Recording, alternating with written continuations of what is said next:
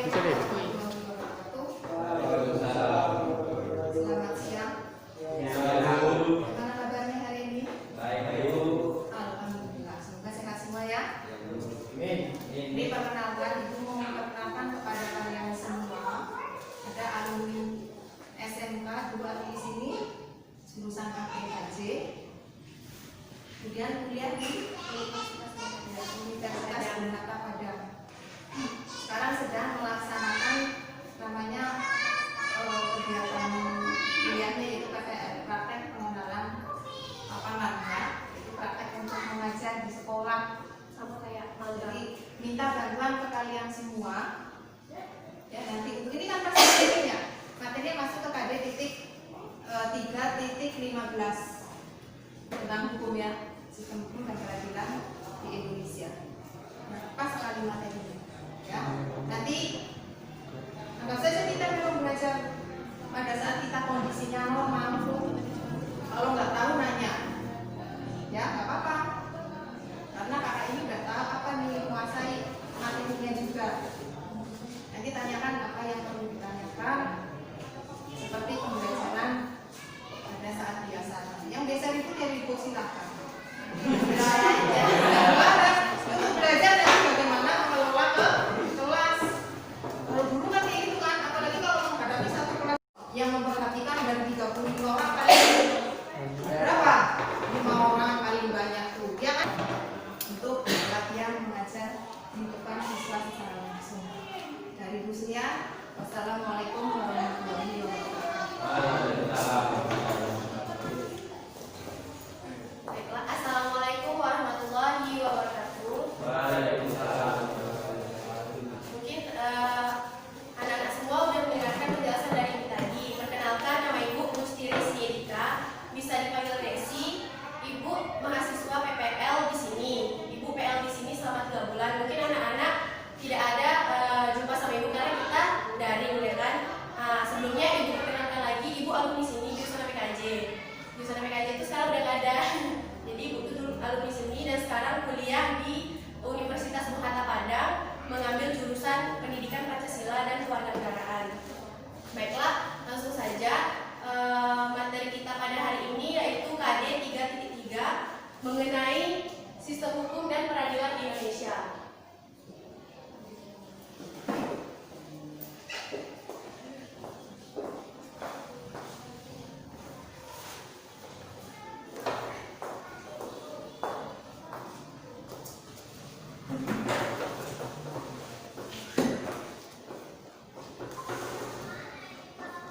Di kelas ini semuanya jurusan apa? Yang ada di kelas ini? ATP semua. Sebenarnya ada yang ingin ditampilkan, meskipun info kita tidak bisa digunakan. Mungkin anak-anak semua bisa mendengarkan aja apa materi yang Ibu sampaikan hari ini.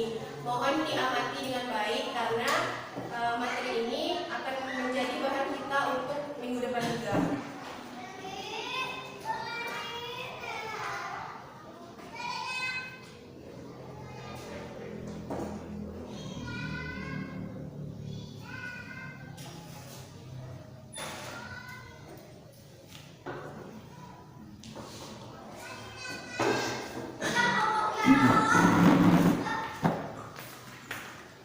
Nah, sebelumnya Ibu ingin bertanya, anak-anak semua apakah sudah belajar materi tentang sistem hukum dan peradilan di Indonesia?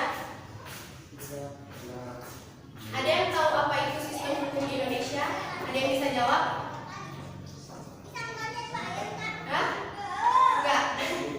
Jadi hukum itu merupakan aturan, tata tertib dan kaidah hidup. Nah, dari beberapa pendapat para ahli itu banyak mengemukakan pendapatnya.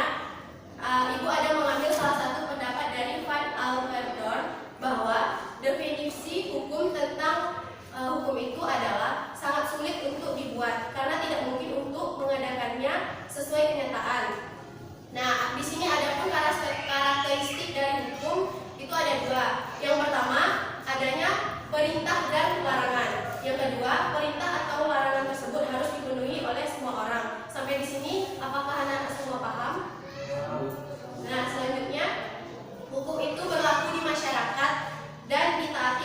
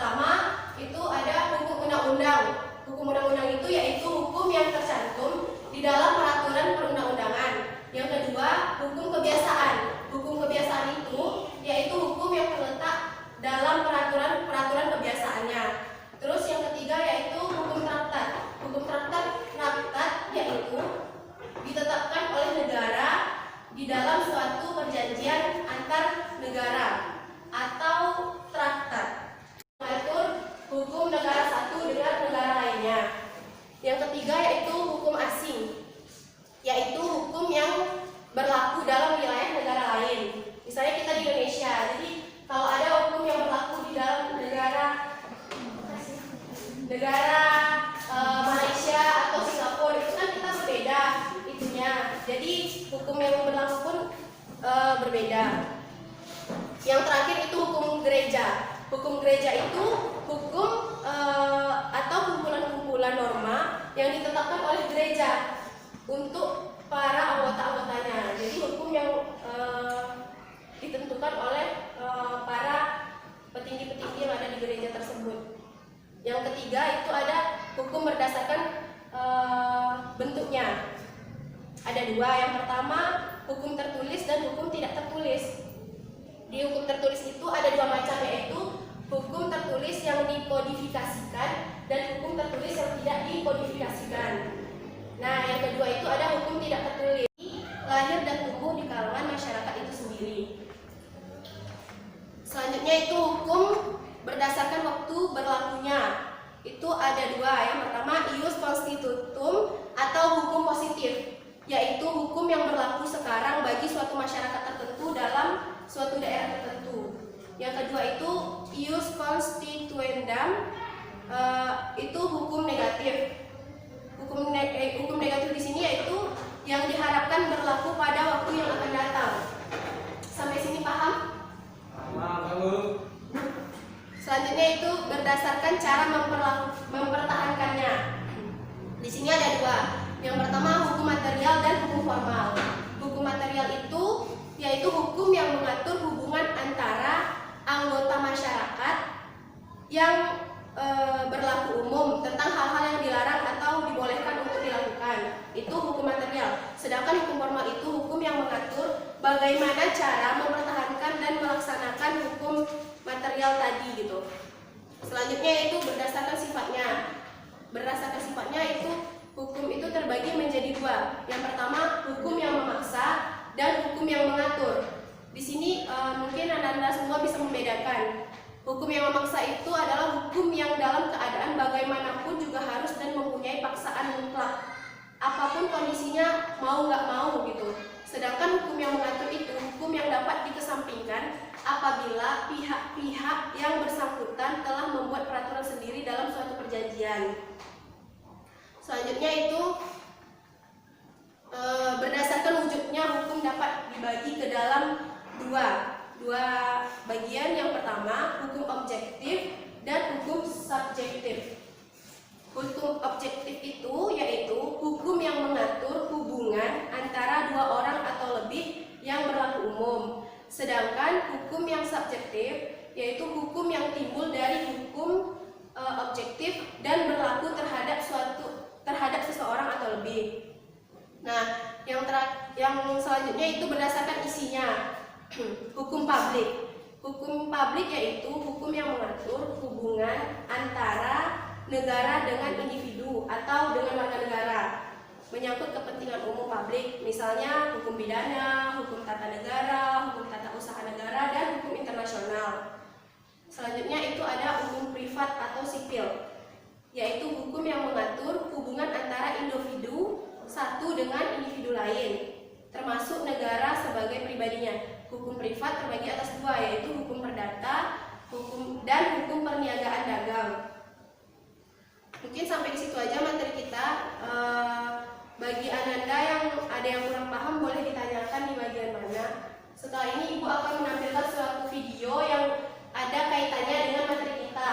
Kan kita sedang mempelajari sistem hukum di Indonesia. Mungkin Ibu akan menampilkan video tentang hukum atau pelanggaran lalu lintas. Sebelumnya Ibu ingin bertanya apakah anak semua ada yang ingin ditanyakan dari materi yang dijelaskan? Ada yang belum jelas?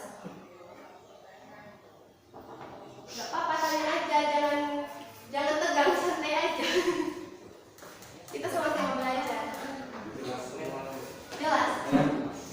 Kalau Ibu yang tanya nanti bisa jawab? Bisa ya? Baiklah, mungkin itu penjelasannya. Selanjutnya Ibu akan menampilkan sedikit video. Ananda boleh memperhatikan videonya karena nanti Ibu akan menanyakan apa-apa saja isi dan kesimpulan dari video yang sudah Ibu tampilkan.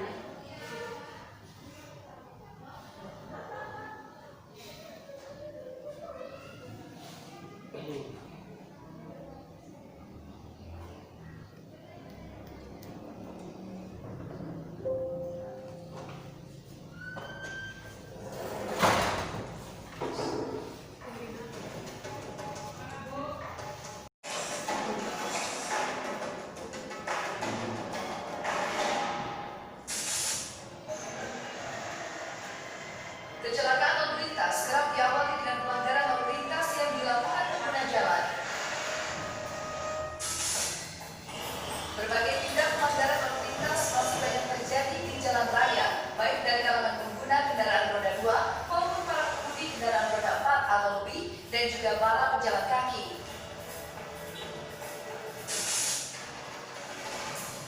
Para pengguna roda 2 misalnya nekat melaju di jalan raya tanpa menggunakan helm standar nasional Indonesia. Kebiasaan menerobos lampu merah,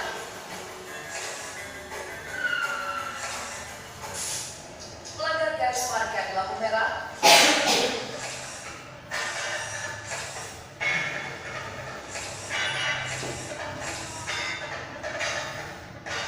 nekat melawan arus,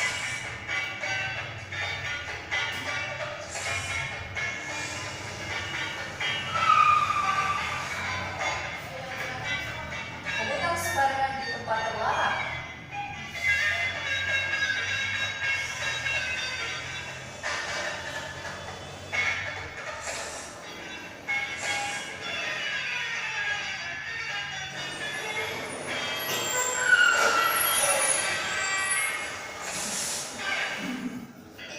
naik ke trotoar di saat terjadi kemacetan, dan nekat menyeberang jalan menggunakan jembatan penyeberangan untuk pejalan kaki.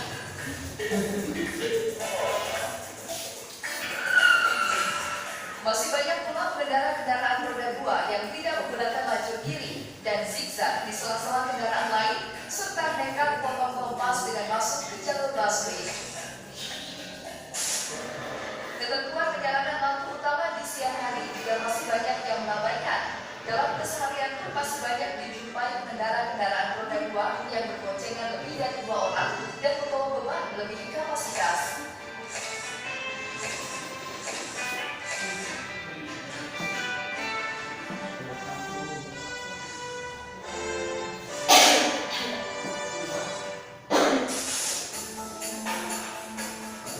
Dari kalangan pengguna kendaraan roda 4, masih banyak dijumpai pengendara yang tidak memakai sabuk pengaman, nekat masuk jalur busway, melanggar garis marka saat berhenti di traffic light, kemudian memutar sembarangan di tempat yang dilarang, dan berusaha memotong kendaraan lain di depannya dari jalur kiri ketika terjadi antrian pada saat macet maupun memasuki pintu jalan tol. Banyak pula melintas pada sisi bahu jalan, dan pada saat berhenti maupun memarkir kendaraan masih ada yang mengabaikan rambu-rambu dilarang berhenti maupun dilarang parkir. Penggunaan kendaraan roda 4 dan lebih masih banyak juga yang terlihat melebihi batas kapasitas daya angkut kendaraan. Dari kalangan pengemudi angkutan umum juga kerap melakukan pelanggaran ugal-ugalan di jalan, saling mendahului atau saling serobot di jalan, serta menaikkan atau menurunkan penumpang di sembarang tempat. Kecenderungan lainnya adalah mengabaikan emisi gas buang kendaraan yang dikemudikannya, sehingga menambah pencemaran udara di jalan raya lewat asap knalpot yang terlihat hitam pekat dan mengganggu pengendara lainnya. Di beberapa wilayah juga masih terdapat kendaraan pribadi yang digunakan sebagai angkutan umum. Sementara dari segi pejalan kaki, masih ada yang menyeberang tidak di tempat yang sudah ditentukan dan sudah disediakan, serta masih banyak yang menitip kendaraan umum di sembarang tempat. Dan tidak menggunakan fasilitas kendaraan umum, tidak memperhatikan keselamatan dengan bergelantungan di pintu kendaraan umum. Beberapa pihak juga terlihat masih mengabaikan penggunaan jalan sebagaimana fungsinya dan dapat menyebabkan kemacetan, seperti penggunaan jalan untuk kepentingan pribadi atau golongan tertentu tanpa memperhatikan situasi kondisi lalu lintas jalan yang digunakan. Dan keberadaan pasar tumpah yang berakibat kemacetan juga masih banyak terlihat. Tindakan pelanggaran lalu lintas dapat membahayakan diri sendiri dan orang lain. Karena itu, marilah kita budayakan tertib berlalu lintas di jalan agar terwujud keamanan, keselamatan, ketertiban, dan kelancaran berlalu lintas.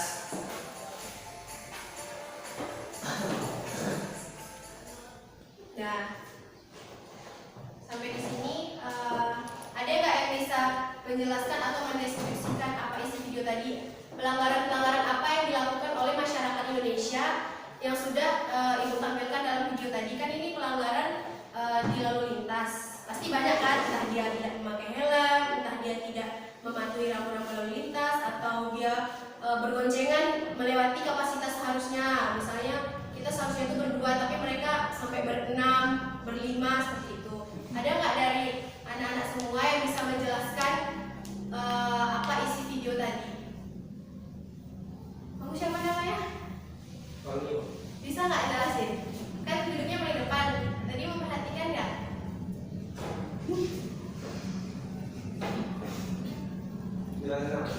Isi video yang kamu lihat tadi itu apa? Pelanggaran apa yang dilakukan oleh masyarakat Indonesia? Terus yang kita melanggar hukum itu apa yang akan kita dapat gitu?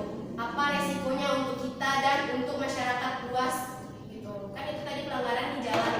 Nah, jadi kan misalnya entah itu dia melakukan pelanggaran ini, nanti dampaknya untuk dia seperti ini, dampak untuk masyarakat sekitar seperti ini, dan apa yang akan dia dapat ganjarannya atau sanksinya gitu. Satu saja. Kebanyakan contohnya, Bu? Ya, satu contoh aja yang kamu ambil dari video tadi. Contohnya sama risikonya itu, Bu. Enggak. Ya, misalnya dia tidak pakai helm tadi kelihatannya mungkin bisa menyelakai diri sendiri atau misalnya bisa mencelakai orang lain. Terus sanksi yang didapatnya nanti bakal dibilang buat apa gitu. Coba beri contoh lain yang ada di dalam video tadi, kan tuh banyak tuh pelanggaran yang dilakukannya gitu di dalamnya. Itu, Bu, yang tadi, Bu. Itu, Bu, membawa apa, Bu? Mau coba melebihi kapasitas itu, Bu? Oh, mobil truk tadi. Nah, itu resikonya apa kalau kita membawa masuk ke dalam kota, membawa mobil yang isinya itu melebihi kapasitas yang seharusnya? Apakah itu juga berdampak untuk orang lain atau untuk berdampak? Nanti kalau dia jatuh kan, Bu, menyelakakan orang lain itu. mungkin itu kesimpulannya. Jadi orang Indonesia ini sebenarnya dia tahu dengan aturan, tapi mereka tidak mau mematuhi aturan. Mereka mengikuti aturan karena takut dikenakan sanksi, bukan untuk menjaga dirinya. Contohnya memakai helm. Pasti anak-anak semua menggunakan helm karena takut ditilang polisi, bukan karena untuk melindungi kepala. Kan seperti itu contohnya itu. Nah, dari penjelasan yang Ibu jelaskan dari awal tadi, apakah ada pertanyaan yang ingin ditanyakan? Ada yang ingin bertanya? Nggak ada. Kalau Ibu yang nanya bisa jawab. Ada nggak yang bisa jawab apa bedanya hukum nasional dengan hukum internasional tadi?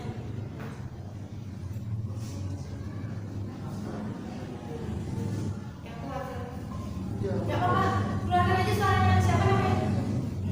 Siapa tadi yang jawab? Ini langsung.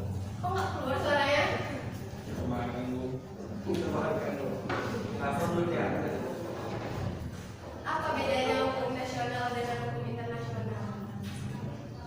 Kalau hukum nasional kan untuk satu negara, Ya, kalau hukum internasional itu untuk semua negara. antar negara. Ya. Jadi hukum nasional itu hukum yang berlaku di dalam suatu negara, misalnya kayak kita Indonesia. Tapi kalau hukum internasional itu hukum yang diberlakukan antar negara, misalnya negara satu dengan negara lainnya gitu. Nah, mungkin sampai di sini aja materi pada siang hari ini. Tolong dipelajari di rumah. Video tadi diingat lagi sama materinya. Mungkin minggu depan Ibu akan mengadakan kuis sesuai dengan apa materi yang sudah Ibu sampaikan. Segitu saja Ibu akhiri. Wassalamualaikum warahmatullahi wabarakatuh.